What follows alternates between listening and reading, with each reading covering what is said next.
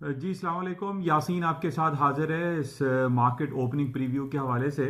अब से तकरीबन 1 से 2 घंटे के बाद मार्केटें खुल जाएंगी, यानी ग्लोबेक्स मार्केट जो अर्ली मॉर्निंग रात को 3 बजे ऑन होती हैं after 2 days of holiday, Saturday Sunday जो 2 दिन छुट्टियां होती हैं। अच्छा, 23 मार्च डेट शुरू हो रही है और मार्केट के जो हालात व वाक़यात हैं वो मेरे ख़्याल में तमाम लोग ही इससे बाखबर होंगे।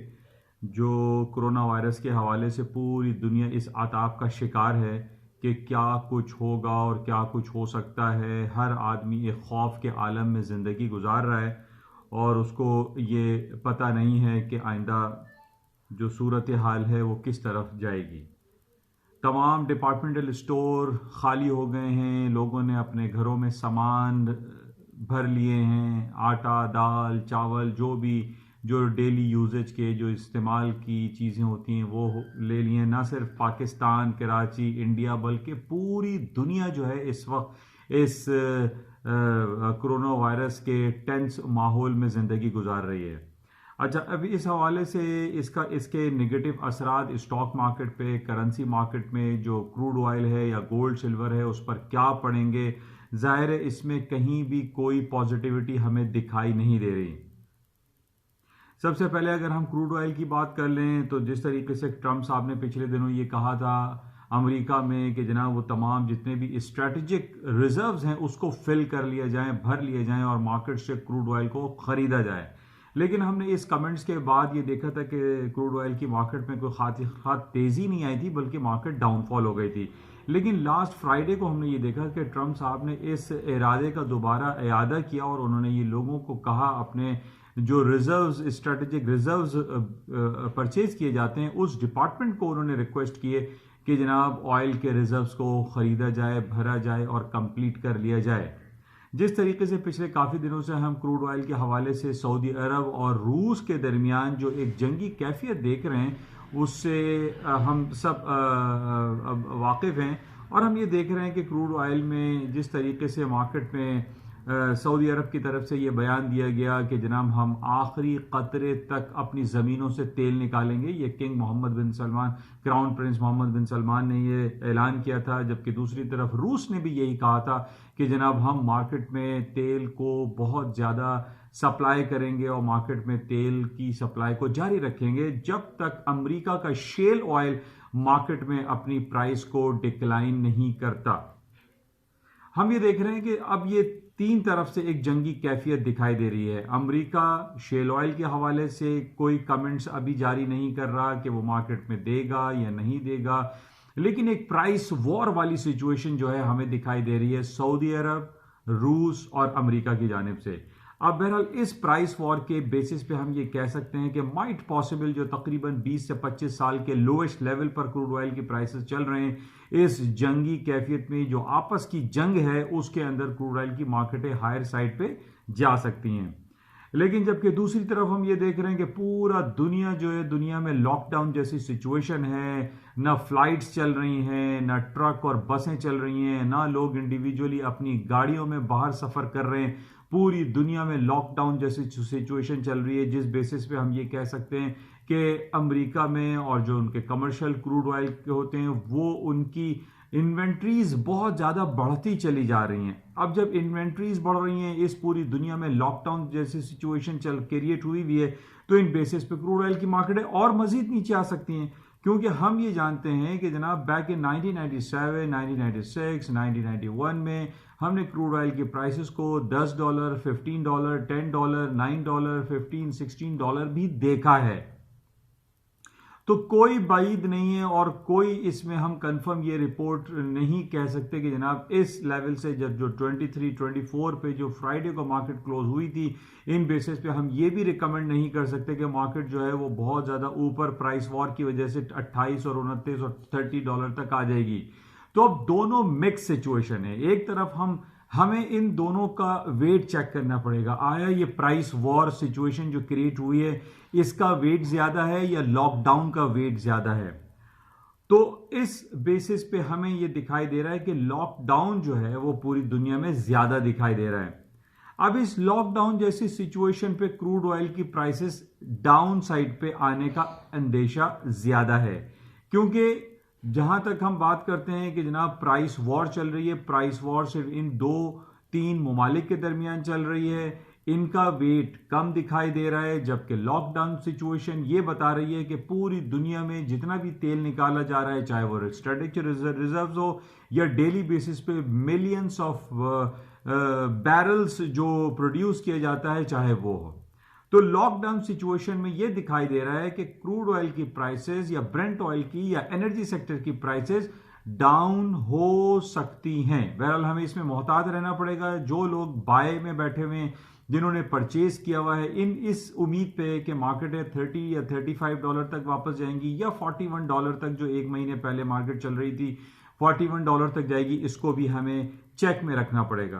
बहरहाल अभी हमारे पास जो इंडिकेशंस हैं उसमें मार्केट मजीद डाउन हो सकती है। बहरहाल इसको हमें सुबह जो तकरीबन 3 बजे मार्केट खुलेगी उसमें हमें देखना पड़ेगा कि लॉकडाउन सिचुएशन हैवी है या ये 3 ममालिक के दरमियान प्राइस वॉर सिचुएशन में ज्यादा वेट है। बहरहाल इसको हम देखेंगे। अच्छा, इसके साथ ही जो फ्राइडे को हमने मार्केट देखी, गोल्ड की मार्केट, उसको हमने देखा कि 1501 और 1502 तक मार्केट क्लोज हुई थी।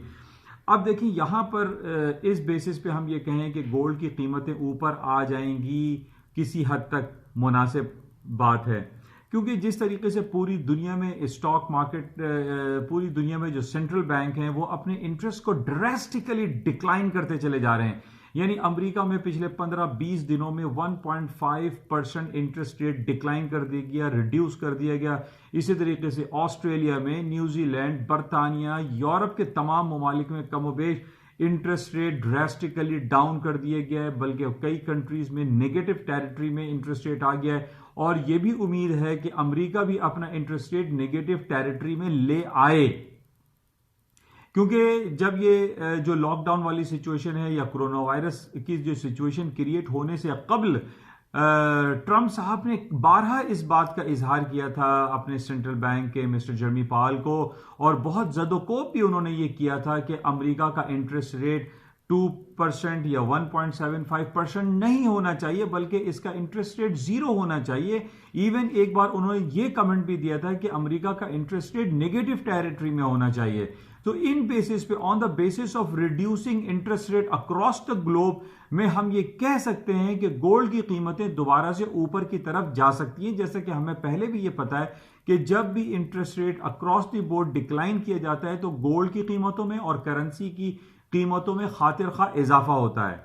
तो मैं ये कह सकता हूं, जो मेरा एक तज्जिया है कि गोल्ड की कीमतें पॉसिबिलिटी है कि ऊपर की तरफ जा सकती हैं, अपार्ट फ्रॉम दिस कि पूरी दुनिया में लॉकडाउन जैसी सिचुएशन है, लोग बेरोजगार हो रहे हैं, लोगों के पास इतना पैसा नहीं होगा कि वो गोल्ड जैसी एक प्रेशियस मेटल को खरीद सकें, फॉर द सेक हेवन के तौर पे खरीद सकें।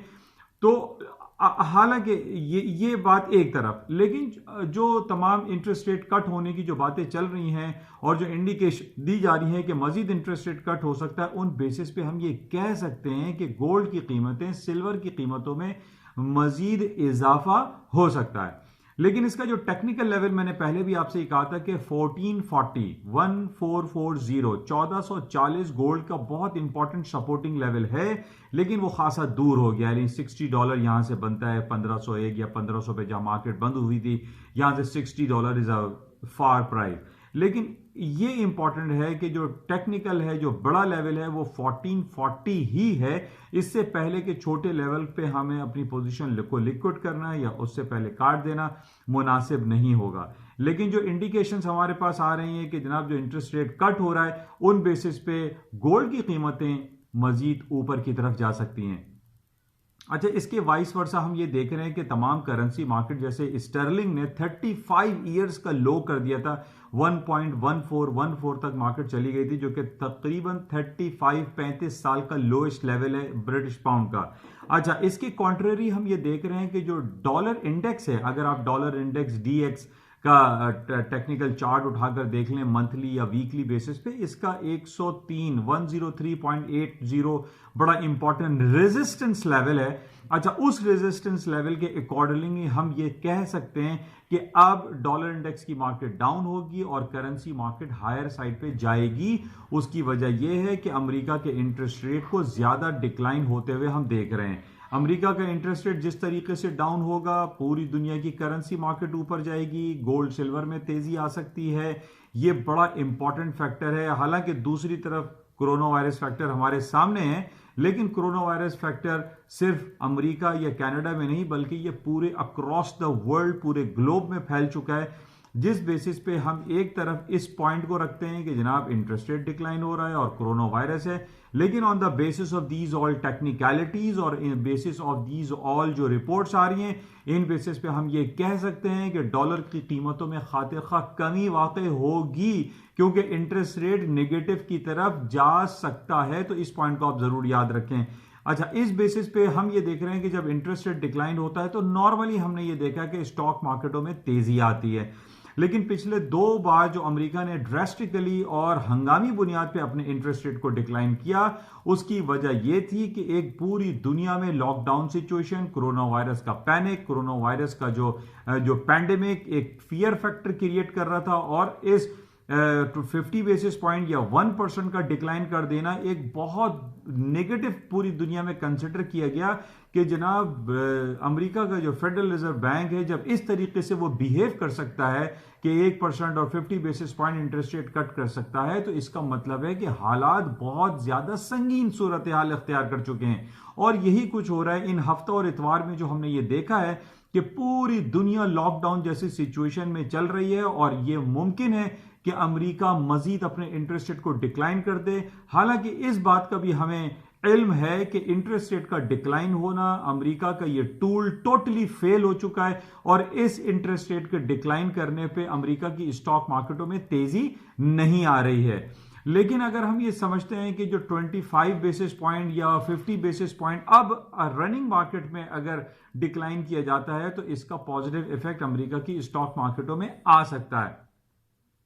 लेकिन अभी जो सूरत हाल है वो संगीन है। इस वक्त हमारे पास कोई ऐसी रिपोर्ट नहीं है कि अमेरिका मजीद इंटरेस्ट रेट कट करने के लिए जा रहा है, लेकिन हमें इसको क्लोजली देखना पड़ेगा, क्योंकि पिछली बार जो अमेरिका ने इंटरेस्ट रेट कट किया था उसका कोई पॉजिटिव इफेक्ट अमेरिका की स्टॉक मार्केट पर नहीं पड़ा। लेकिन अमेरिका में ये खबरें ज्यादा चल रही हैं कि इंटरेस्ट रेट दोबारा डिक्लाइन किया जा सकता है, जिसकी बेसिस पे अमेरिका की स्टॉक मार्केटों में भी तेजी आ सकती है, गोल्ड सिल्वर और करेंसी मार्केट में भी तेजी आ सकती है अगर अमेरिका अपना इंटरेस्ट रेट नेगेटिव टेरिटरी में ले आए। अभी अमेरिका का इंटरेस्ट रेट 0 से 25 बेसिस पॉइंट चल रहा है, तो नेगेटिव इंटरेस्ट रेट आने पर हालात बेहतर हो सकते हैं, करेंसी मार्केट तेज हो सकती है, सोने चांदी में तेजी आ सकती है और स्टॉक मार्केट कंपैरेटिवली थोड़े बेहतर हो सकते हैं। लेकिन जो इन हफ्ता और इतवार की जो खबरें हैं, इन बेसिस पे अभी जो रिपोर्ट हमारे पास है उसमें यही कहा जा रहा है कि स्टॉक मार्केटें फिलहाल डाउन साइड पे ही रहेंगी, क्योंकि अभी हमारे पास ये रिपोर्ट नहीं है कि अमेरिका ने इंटरेस्ट रेट कट कर दिया है। बहरहाल ये इंपॉर्टेंट कुछ खबरें हैं, लेकिन पूरी दुनिया जो है इस वक्त इस ग्रिप में है, कोरोना वायरस के ग्रिप में है। बहुत ज़्यादा हलाकतों की खबर आ रही है, इटली से स्पेन, जर्मनी, फ्रांस, यूरोप में फैल चुका है। अब बहरहाल इस कोरोना वायरस का अगर आप बेसिक चेक करें तो ये आया, क्या ये बायो अटैक है, क्या ये अमेरिका की जानिब से चाइना के ऊपर एक बायो अटैक किया गया, जो कि हम ये देख रहे हैं कि चाइना में इसकी रिपोर्ट जो है वो 0 रिजल्ट पे आ गई है। चाइना में अब कोरोना वायरस का एक पेशेंट भी मौजूद नहीं है। ये एक बहुत बड़ा सवालिया निशान है कि जबकि हम ये जानते हैं कि चाइना दुनिया की सबसे बड़ी आबादी है, तकरीबन 1.5 अरब 1.5 बिलियंस की वहां पर आबादी है, पॉपुलेशन है, और इस तरीके से चाइना का ये कह देना कि जनाब वहां पे कोरोना वायरस का कोई एक पेशेंट भी नहीं है, ये एक बहुत बड़ा सवालिया निशान है। जबकि पूरा यूरोप इस दफा एपी सेंटर बन चुका है, पूरा यूरोप जो है इसमें गिरफ्तार है, और उसके साथ साथ ईरान, अफगानिस्तान, पाकिस्तान, इसके असरात बढ़ते चले जा रहे हैं। अब बहरहाल ये पॉइंट बड़ा इंपॉर्टेंट है कि चाइना ने ये कहा है कि उसका 0 हो गया है, जबकि पाकिस्तान में इसके केसेस बढ़ रहे हैं।